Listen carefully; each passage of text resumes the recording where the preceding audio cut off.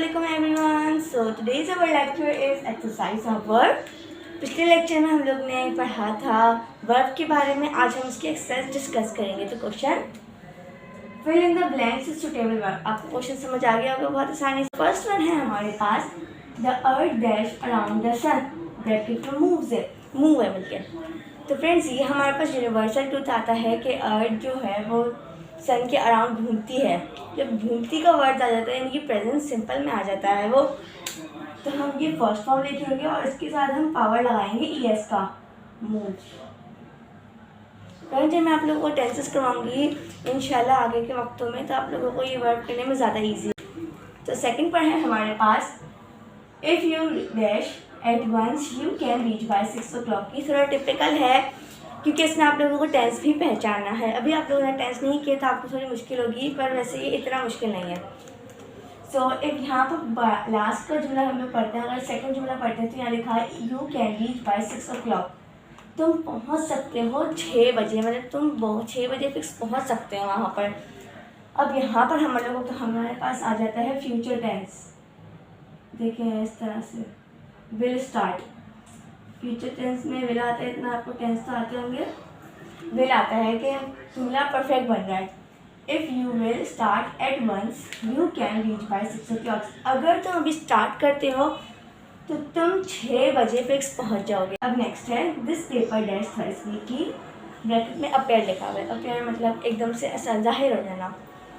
और फ्रेंड्स मैं आपको एक रूल बता दूँ, जब भी कोई फैक्ट होता है यानी कि कोई फैक्ट जैसे ट्रू जैसे मैंने आपको बताया था कोई यूनिवर्सल ट्रूथ या फिर रूटीन होती है जो आप लोगों की, वो आती है हमारे पास प्रेजेंट सिंपल में। यानी कि कोई काम आप हफ्ते में एक बार करते हो, साल में एक बार करते हो या महीने में एक बार, तो वो हमारे पास प्रेजेंट सिंपल में आएगा, यानी फर्स्ट फॉर्म लगती है और पावर लगती है उसमें।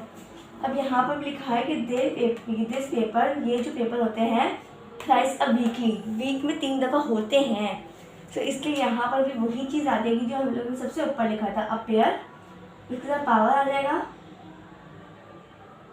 पावर इसलिए आएगा क्योंकि ये सिंगुलर है, पेपर्स तो नहीं। फोर्थ है he usually dash at the back of the class. अब यहाँ पर यूजुअली फैक्ट आ जाता है कि मतलब वो ज़्यादातर, यूजुअली मतलब अक्सर ज़्यादा होता है, फैक्ट आता है eight the back of the class, मतलब क्लास में सबसे पीछे बैठता है।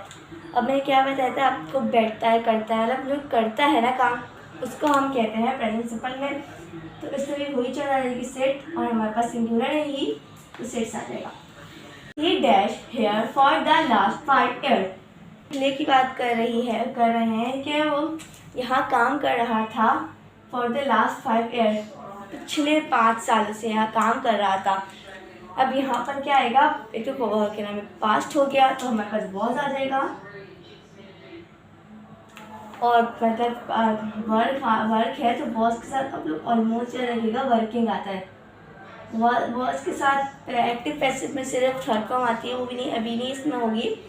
वॉज की तरफ नहीं याद रखिएगा कि आईएनजी फॉर्म आती है क्योंकि वो पास्ट कंटिन्यूस में आ जाता है ना, वो कर रहा है। 6th one is the officer told me I dash today. Officer, एक ऑफिसर ने मुझे कहा कि आई गो, या गो लिखा है। अब यहाँ पर हम गो तो लिखेंगे कि ऑफिसर ने कहा कि मैं जाता हूँ, ये कोई सेंस नहीं बन रहा। तो मतलब ऑफिसर ने मुझे कहा, इसमें थर्ड फॉर्म पिछली बात करी तो इसलिए यहाँ पर वेट आ गया। सेकंड मंथ है हमारे पास my friend has been suffer from cholera since August suffer bracket में।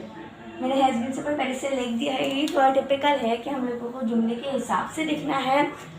अगर आप लोगों को टेंसेस आते होंगे तो आप लोगों के लिए बहुत सिंपल होगा। अगर आप लोगों को नहीं आते टेंसेस तो मैं इन टेंसेस की वीडियो ज़रूर लाऊंगी। वैसे इसमें बताया जा रहा है सफ़र मतलब कि बीमार, जैसे बीमार होते हैं, she is suffering from fever, इससे बुखार है, सफ़र बुखार को भी कहते हैं।